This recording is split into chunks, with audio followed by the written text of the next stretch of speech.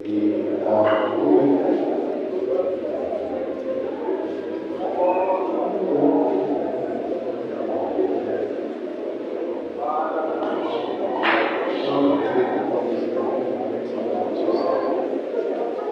Jesus' mighty name we have prayed.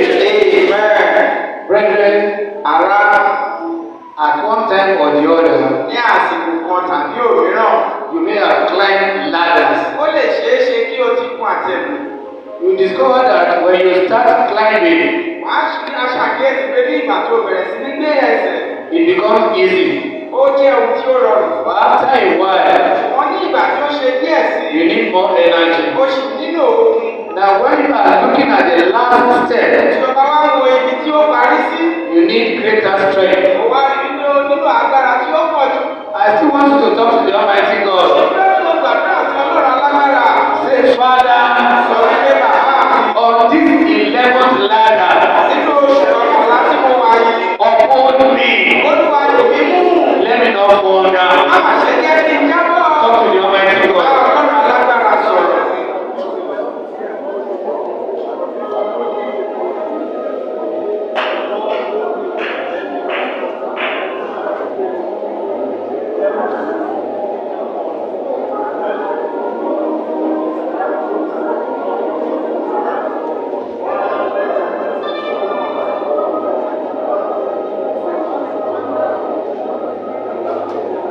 In Jesus' mighty name, we can pray. As we have spoken to his ears, so shall it be in the name of God the Father, of the Son, and of the Holy Spirit.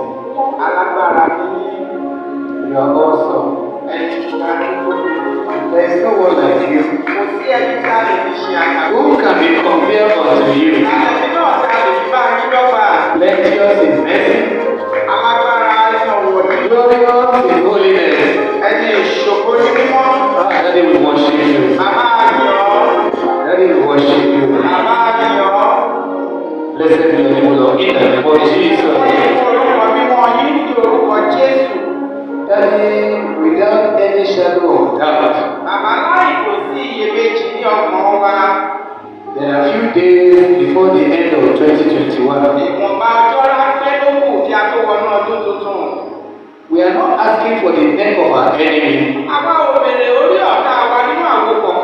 we are asking for empowerment. That on this 11th ladder, you will reveal yourself to us.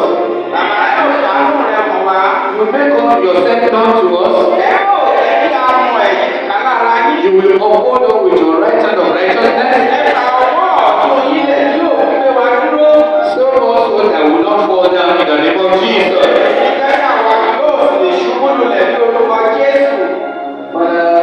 Father, hear your word. Afẹ́fọ́ ọ̀rọ̀ rẹ̀. Help us Olúwa ràn wá lọ́wọ́. to hear and be doer of the word in the name of Jesus. Ní àwọn akẹ́kọ̀ọ́ ọ̀rọ̀ yìí kí a sì lè jẹ́ olùmú ọ̀rọ̀ yìí ṣẹ. The hearing ear and the doing heart give unto us in the name of Jesus. Ètí ìwọ́ àti àyà ìgbà ṣe Olúwa fi fún wa. At the end of it all, Ní ìparí ohun gbogbo, make each and every one of us jẹ́ kí àwa ní ẹnì kọ̀ọ̀kan. the epistle that men will read of you in the name of Jesus. Jẹ́ yóò ní àlàáfíà láti rí ọ. Father, I thank you. Bàbá adúpẹ́ ní ọwọ́ yín. Daddy, I have no power of my own. Àwọn bàbá ò tilẹ̀ wá ní agbára ti ara wọn. I'm not qualified to speak on your behalf. Wọn kò yẹ láti sọ̀rọ̀ nípa yín. But as your vessel of honor, Ṣùgbọ́n gẹ́gẹ́ bí ohun èlò ọ̀wọ̀, Lord Jesus, Olúwa Jésù, when I open my mouth, fill it with your word in the name of Jesus. bàbá fi ọ̀rọ̀ rẹ Let your children be refreshed in the name of Jesus. wọ́n yí ní ẹ̀mí. Let your name be Ní glorified. orúkọ yín ní ìlú lóko. Let us be blessed Jẹ́ kí gbogbo wa jẹ́ ní ìbò. and take all the Ní glory. ẹ̀yìn kí ẹ sì gba ògo. In Jesus' mighty name, I pray. Ní orúkọ Jésù ní Praise àgbẹ̀sà. the Lord. Shall we sit here, Ẹ please? jẹ́ kí a jókòó. Amen. Àmín. For some time now, we've been talking about the topic of the theme for the month. Fún ìgbà díẹ̀ ni a ti ń bá ara wa sọ̀rọ̀ lórí kókó ọ̀rọ̀ fún ti oṣù yìí. That I may know him. Wípé kí n lè mọ̀.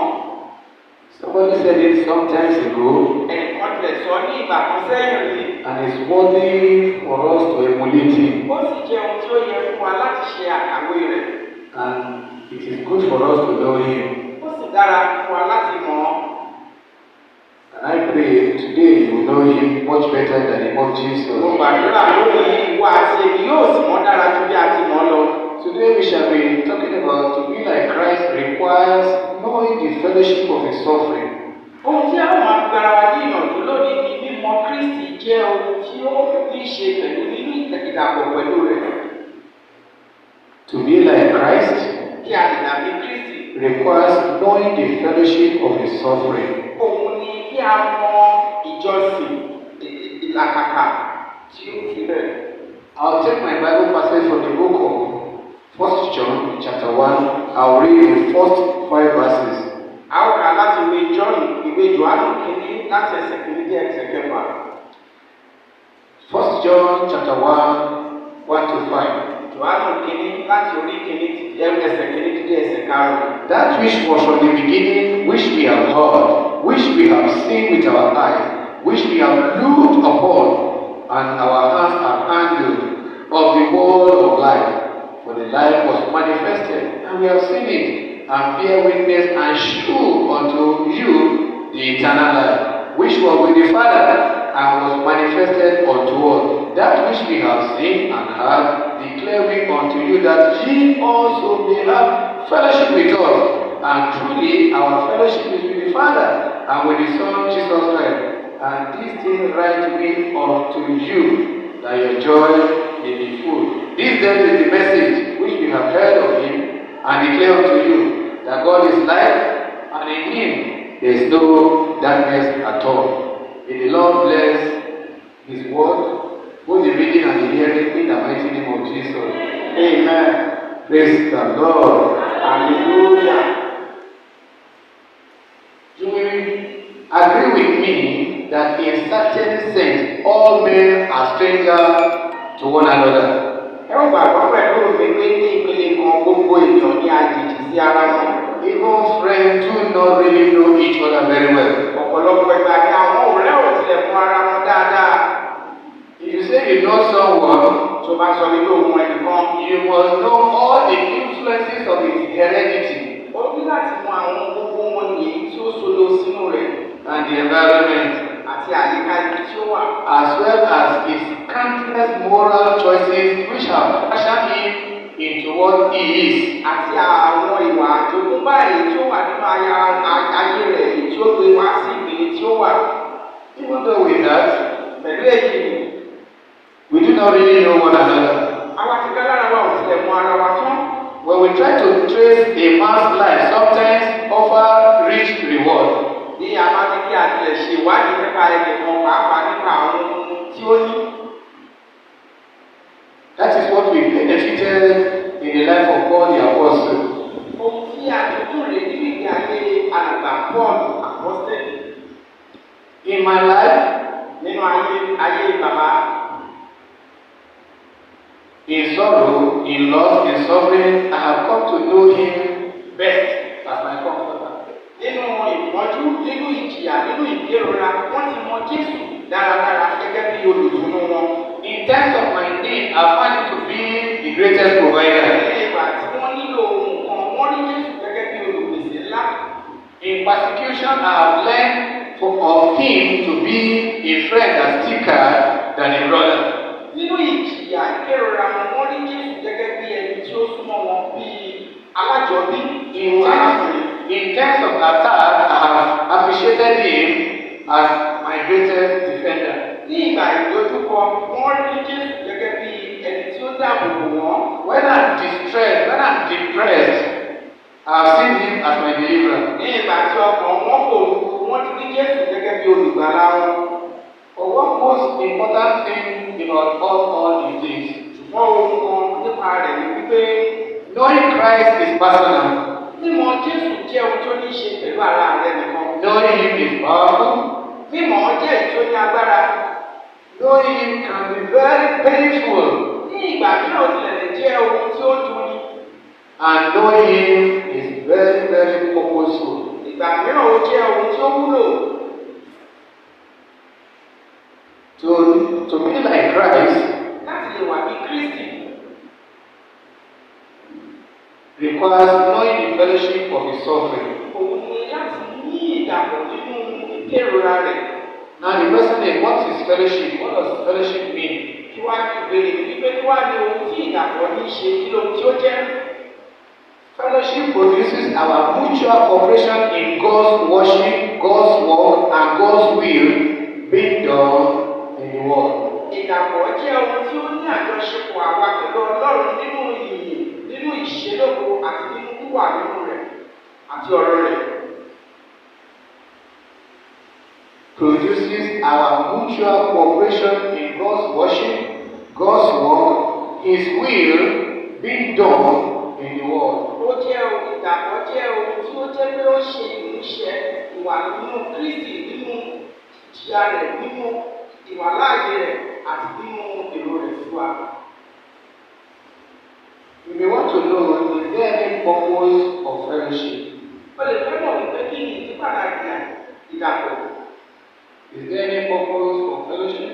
Jẹ́ ìdí kan tilẹ̀ wà rí tí a lè tọ́ka sí èyí tí ó jẹ́ tí ó wà fún ìdàpọ̀. Even though the Bible says we should not forsake the gathering of brethren, bí ó tilẹ̀ jẹ́ pé Bíbélì sọ pé ká má ṣe kọ ìpéjọpọ̀ ara wa sílẹ̀.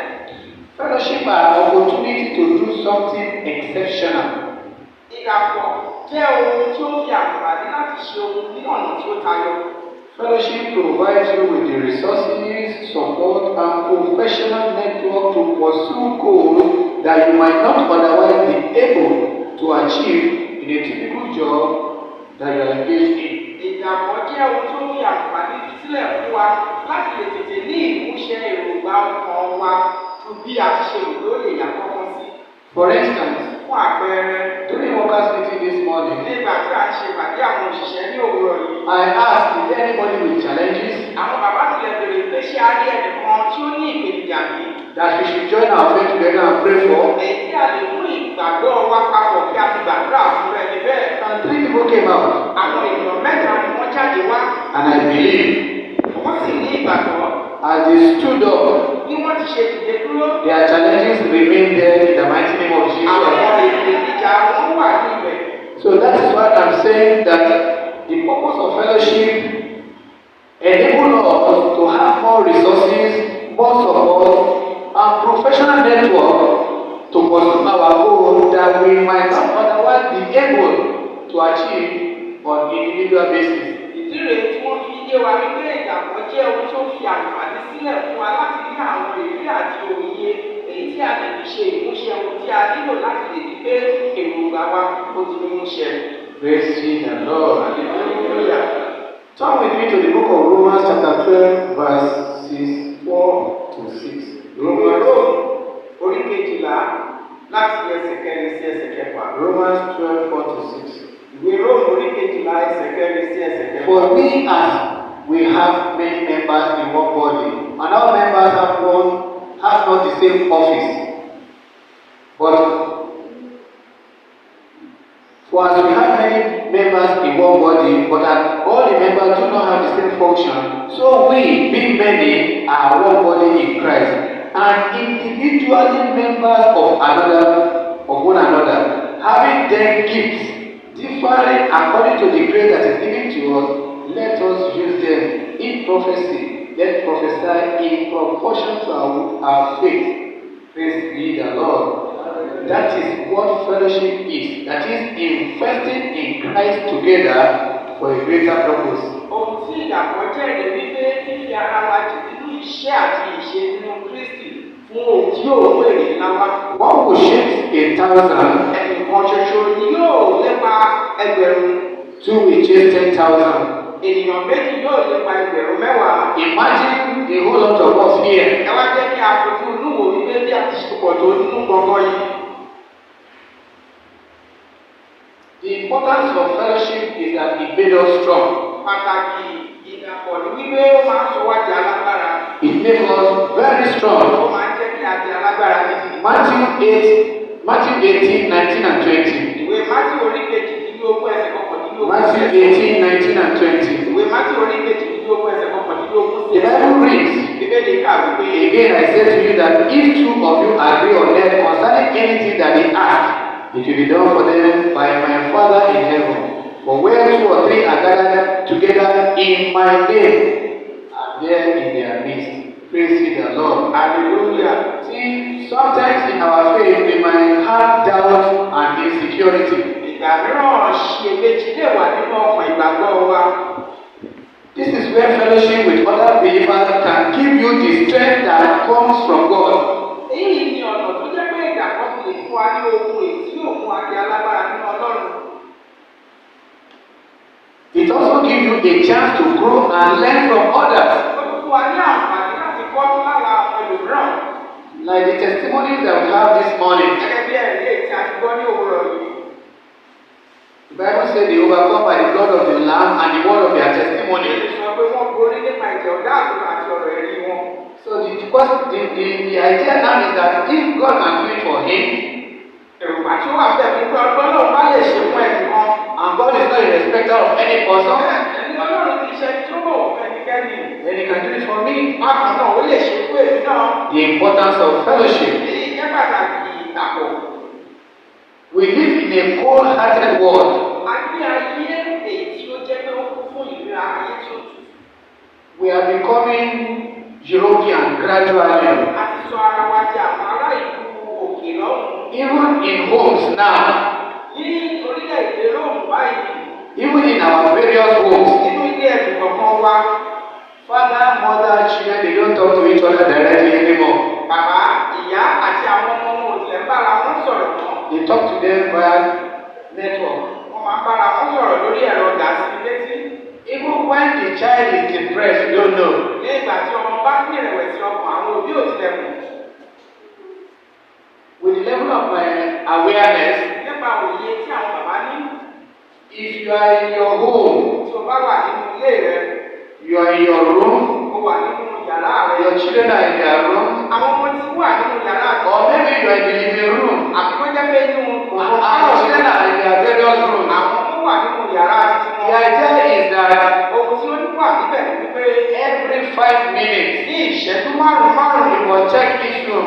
Is everything okay there? o gbọ́dọ̀ lábẹ́ àwọn ọmọ yẹn wò pé ṣé ohun gbogbo wà dáadáa. Maybe your wife is sleeping in the bedroom. Ó ṣeé ṣe kí ìyàwó rẹ máa sùn nínú Open the curtain and look through if she's still okay. O ní láti ká aṣọ ẹnu ọ̀nà láti wò bí àwọn gbogbo wà dáadáa. That idea has saved many lives. Èyí ti jẹ́ kí ọ̀pọ̀lọpọ̀ èèyàn gba ẹ̀mí wọn là. You can see somebody who is gasping. O lè rí èèyàn tí ó jẹ́ pé púpọ̀ ló ní kú. You might administer CPR and wake him up. Ó ṣeé ṣe kí ó jẹ́ pé ètò ìlera àkọ́kọ́ tí ó Or yẹ if you are on your own, ṣùgbọ́n tó bá jẹ́ pé nípa ti ara rẹ̀ you are left alone. ìwọ nìkan dá wà. You are not relating with members of your household. O kò ní àjọṣepọ̀ pẹ̀lú àwọn ará ilé rẹ. Evil can easily happen without knowing. Ohun búburú lè ṣẹlẹ̀ kí wọ́n má tilẹ̀ ní òye rẹ̀. That will not be your portion in the mighty name of Yóò Jesus. jẹ́ ìrìn wa ní orúkọ Jésù àmì. Sometimes ago, about 3 years ago, Àwọn àsìkò kan bí ábí ọdún mẹ́ta sẹ́yìn rí. one of my tenants passed on. Ìkan nínú àwọn ìyálégbé wọn ni ó dágbére fáyé. What happened? Kí ni ohun tí ó ṣẹlẹ̀? The wife left to work in the morning. Ìyàwó rẹ̀ lọ síbi iṣẹ́ ní òwúrọ̀ kùtù. He is supposed to go out with the last child. Ó yẹ kí ó lọ pẹ̀lú àdúgbò ẹ̀yìn. But he said, go to school, I'll join you. Ó ní lọ sí ilé ìwé màá wá darapọ̀ mọ́ ọ níbẹ̀. Only God knows what happened. Ọlọ́run nìkan ṣoṣo ni ó mọ ohun tí ó ṣẹlẹ̀. The next picture I would have was he was already on the floor there. Àwòrán tí wọ́n fi sọwọ́ sí bàbá mi ní pé ó ti wà ní ilẹ̀ ó ti kú. And I now related it to what happened in my own house. Àwọn náà wá fi ṣe àkàwé ohun tí ó ṣẹlẹ̀ nínú ilé títí wọn. My wife was cooking in the kitchen. Ìyàwó wọn ń so oúnjẹ ilé ìdáná. And one of the children came to the kitchen. Ìkan nínú àwọn ọmọ wá sí ilé ìdáná. And whether I wasn't there, whether I greeted them or whatever, I don't know. But as he was going, Bí wọ́n ti ṣe lọ, going back to his room, ó padà lọ sínú yàrá rẹ̀. only God knows what happened. Ọlọ́run nìkan ṣoṣo ló mọ ohun tí ó ṣẹlẹ̀. He was struggling to breathe. Ó wá sa ipá láti lè rí pé òun bí jáde. Thank God the sister said, let me just look at him. Ìkan nínú àwọn arábìnrin rẹ̀ ni wọ́n sọ pé ẹ jẹ́ kí n lọ yọjú sí i. That was how he was revived and is still alive. Ọ̀nà yìí ni Ọlọ́run gbà fi ṣe ìrànlọ́wọ́ láti dá padà sí ilẹ̀ alààyè, ó sì wà láyé kìí sí. Spending time in fellowship reminds us that there are still a lot of people who care, love, and give as much as we do. Níní ìdàpọ̀ pẹ̀lú ara wa jẹ́ ohun tí ó fún wa ní iye láti mọ̀ wípé a ṣì rí àwọn tí wọ́n ní ìfẹ́, tí wọ́n fẹ́ wa, tí wọ́n sì ṣe ohun tí ó jẹ́ pé yóò múnú wa dùn. That I may know him. Kéèmí kí ó lè mọ̀ ọ́. To be like Christ Láti lè dàbí Kristi. is to fellowship in his suffering. Òun náà ní láti lè ní ìdàpọ̀ nínú ìjìyà rẹ̀. Fellowship important also, it encourage others and you. Ó ṣe pàtàkì láti ní ìdàpọ̀ nítorí ohun tí ó gbà wá ní ìyànjú àwa àti àwọn ẹlòmíràn. Brethren, we go through many situations in life. Àwọn ọ̀pọ̀lọpọ̀ ìpọ́njú ni a máa fi dá lọ ní ìdílé alààyè. It may be a broken relationship, Ó lè jẹ́ wípé ìgbéyàwó tí ó ti túká. a failed test. Ó lè jẹ́ ìdánwò èyí tí ènìyàn kùnà. It may be loss of loved one. Ó lè jẹ́ wípé bí àpàdánù ẹni tí ọkàn wá fẹ́. If you feel low about this moment, Tó bá jẹ́ pé àsìkò yìí ìwọ ní ìwẹ̀sì ọkàn. it might lead to depression Ó lè jẹ́ ohun tí yóò mú ìrẹ̀wẹ̀sì ọkàn wá. and even an anger with God. Ó jẹ́ ti lè wá jẹ́ kókò lu ọkàn rẹ láti ní ìkérora sí Ọlọ́run. But when you spend time with believers, Ní ìgbà tí ó bá ní ìdàpọ̀ pẹ̀lú àwọn onígbàgbọ́. your faith can be lifted up Bẹ́ẹ̀ ni ọkàn rẹ ni a ó gbé ga and sọ́dọ̀. your spirit also up. Bẹ́ẹ̀ ni ẹ̀mí rẹ pàápàá yóò wà lókè. They help us to keep our belief in God Ó strong. máa ń jẹ́ kí ìgbàgbọ́ wa nínú Ọlọ́run kí ó rinlẹ̀ jọin-jọin. Praise ye the Lord. Hallelujah. Maybe you are in the house this morning. Ó lè ṣeé ṣe kí ó wà nínú kọ̀ọ̀kan yìí ní òwúrọ̀ yìí. Why should I wear this shirt? Ìdí òun báwo kí ló fà á tó fi jẹ́ pé irú aṣọ yìí mú wọ. I've been wearing it for the past 10 Mo years. ti ń wọ̀ láti bí ọdún mẹ́wàá sẹ́yìn. And you get to church, Ó wá jẹ́ ilé ìjọsìn. you see your brother's dress. Orí ti arákùnrin rẹ̀ When ìmúra you rẹ̀. look at it, Ó wá wò ó dáadáa. my 10 years is better than this. You encourage yourself in the Lord. And I pray the Lord will encourage us all in the name of Jesus. That is about what fellowship is all about. Now, what is the fellowship of his suffering? What does it mean? Is it that I will suffer as he suffered on the cross? Is it that I will carry the cross until I am nailed to the cross? And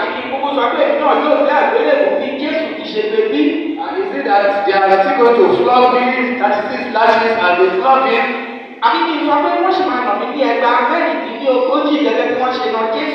Brethren, we share in the fellowship of his suffering when we identify so fully with his broken body and shed blood that we give our life to share him with others. A nípa nínú ìdàpọ̀ ìkérora rẹ̀ ní ìgbà tí a ní ìpín nínú ẹran ara rẹ̀ àti nínú ẹ̀jẹ̀ rẹ̀ èyí tó ta sílẹ̀ fún wa. We share in the fellowship of the sovereign when we identify so fully with his broken body and shed blood that we give our life to share him, Jesus Christ, even with others. A ní ipa nínú ìdàpọ̀ ìkérora rẹ̀ ní ìgbà tí a ní ìmọ̀ lórí ẹ̀jẹ̀ rẹ̀ tí ó ta àti ara rẹ̀, èyí tí yóò fún wa ní oore ọ̀fẹ́ láti lè ní àjọpín pẹ̀lú àwọn ẹlòmíràn. Praise the Lord. Hallelujah. You see, none of us living can endure what our Lord Jesus Christ went through. Kò sí ìkan nínú wa tí ó wà láàyè tí ó jẹ́ pé ó ní ìrírí ohun tí Jésù Kristi là kọjá Tí ó lè gba inú ìrírí tí Jésù là kọjá. ẹni tí ó lè gba inú ìrírí tí Jésù là kọjá. No one of us can endure it. Kò sí ẹni tí ó lè gbà.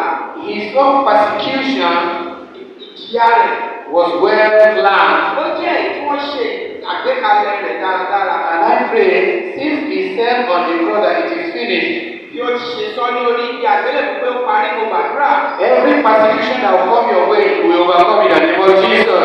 Ìjìyà tí yóò wá sínú ayé rẹ̀ ẹ̀mí wọn yóò fọ́ ọ làájá. Suffering is not the fellowship of his suffering. Ìjìyà ó ṣe ìjìyà tí ó ní ṣe pẹ̀lú ìjìyà rẹ̀. Suffering is not the fellowship of his suffering. Ìjìyà ó ṣe ìdàpọ̀ ìjìyà rẹ̀. You see, when we read the Bible, Nígbà tí a bá ka Bíbélì, most especially when we don't pray before we start reading the Bible, ní pàtàkì jùlọ bí àpò bá gbàdúrà ká tó bẹ̀rẹ̀ sí ní ka Bíbélì. because it is essential when you pick the Bible Ó jẹ́ ohun tí ó ṣe pàtàkì ní to request the writer wípé kí o gbàdúrà fún ẹni tí ó kọ́ to come into your aid. kí ó wá sínú ayé rẹ̀. It's not an ordinary book. Kìí ṣe ìwé kan lásán. It's a book written by the inspiration of God. Ó jẹ́ ìwé tí a kọ nípa ìbísí ẹ̀mí mímọ́. And you need that Holy Spirit to interpret to you. O sì nílò ẹ̀mí mímọ́ láti lè ṣe atọ́nà rẹ láti lè mọ̀. And I pray that from today, Mo gbàdúrà fún ọ láti òní lọ. the Lord will give you the insight of His word in the mighty name of Bàbá Jesus. yóò fún ọ ní òye ọ̀rọ̀ rẹ̀ tó Praise mọ ye the Lord. Hallelujah.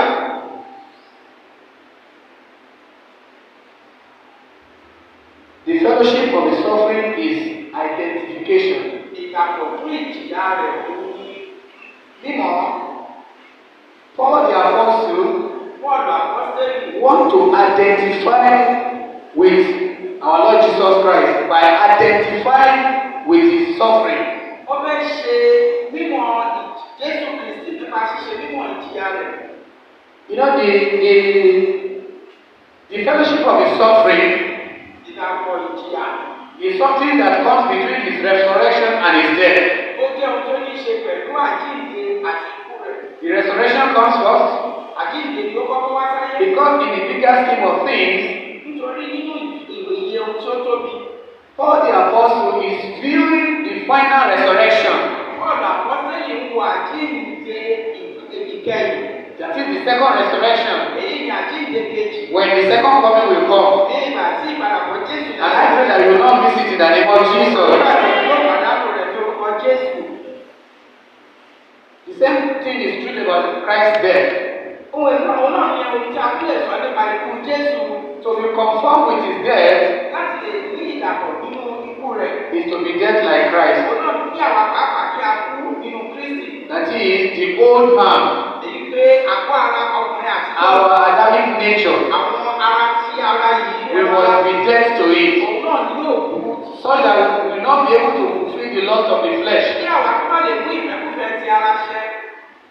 The death of our Lord Jesus Christ Ikú Jésù Kristi Olúwa wa. was once and for all and for all of us. Òun ni ó ṣẹlẹ̀ ní ẹ̀kan ṣoṣo àti fún gbogbo wa. Once we are dead, Ní ọ̀pá ìgbà tí a bá ti kú. the Bible says, "He who is dead cannot sin again." Bíbélì sọ pé ẹni tí ó ti kú ò lè dẹ́ṣẹ̀ mọ́. So when we are dead like Christ is dead, Bí a bá ti kú bí Kristi ti ṣe kú. and we identify with Him, Kí a sì ní àfiwé pẹ̀lú rẹ̀. that is, the fellowship implies identification, Ìyẹn ni wípé ìdàpọ̀ èyí tó wà nínú àfiwé Kristi. and then we are brought together and held together by things that are important to all of us. Kí a sì ní àkójọpọ̀ nípa ohun èyí tí ó kan gbogbo wa. Because that fellowship is something, is a bond that cannot be broken. Torí ìdàpọ̀ yìí jẹ́ ìṣọ̀kan èyí tí a kò lè yà nípa. It's a spiritual fellowship. Ó jẹ́ ìdàpọ̀ ti ẹ̀mí mímọ́. And I pray Mo sì gbàdúrà. we shall be bonded to Christ forever in the mighty name of Jesus. Kristi ní orúkọ Jésù.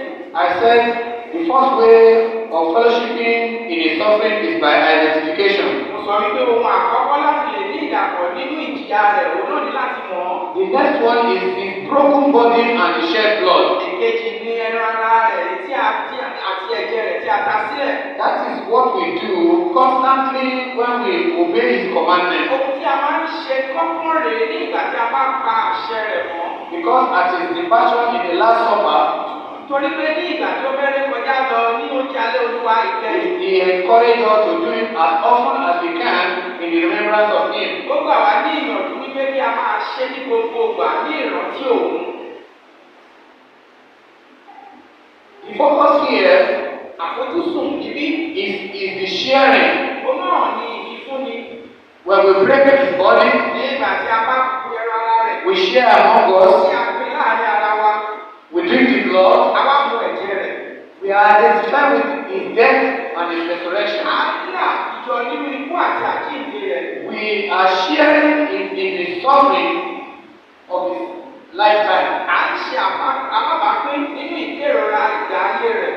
It's a joyful identification. Ó jẹ́ àfiwé tí ó mú ayọ̀ wá. Because eating his body and drinking his blood, Torí jíjẹ ẹran ara rẹ̀ àti mímu ẹ̀jẹ̀ rẹ̀. if you have done it with your whole heart, Tí o bá ṣe é pẹ̀lú ọkàn rẹ if mímọ́. you are not eating the body and taking the blood unworthily, Tí o bá jẹ́ pé o jẹ́ o sì mu ẹ̀jẹ̀ rẹ̀ ní ọ̀nà tí ó tọ́ àti èyí tí ó yẹ. you will notice a newness in you. Ìwọ ti ká lára rẹ yóò rí wípé o di ẹ̀dá tuntun. You will have empowerment in you. Ó sì ní agbára ní ara rẹ. Your eyes of understanding will be enlightened. Ojú ìwòye rẹ yóò jẹ́ èyí tí yóò mọ́lẹ̀ kedere. It's a supernatural power that transcends our worldly consideration. Ó jẹ́ agbára àrà ọ̀tọ̀ èyí tó kọjá òye iṣẹ́ tí a ń ṣe. That is one thing that we that doesn't partake in the sharing of his body and drinking of his blood do not know. Àwọn ohun tí àwa tí a kò ní orí ọ̀fẹ́ láti máa jẹ ara rẹ̀ àti mú ẹ̀jẹ̀ rẹ̀ tí a kò mọ̀ rí. I'd like to encourage you beforehand. Àwọn bàbá ń gbà wá ní ìyànjú lọ́wọ́lọ́wọ́ yìí. Another one is around the corner.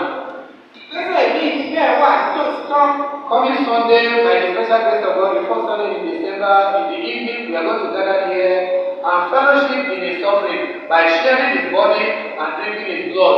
Ọjọ́ ìsinmi tí ó bọ̀ yìí tí òun náà ní àǹfààní òmíràn tún wà láti kúra gbọ̀ngàn láti lè jẹ ní ẹran ara rẹ̀ bí àsìkò nílẹ̀ To which I refer to as a supernatural power that transcends our worldly consideration.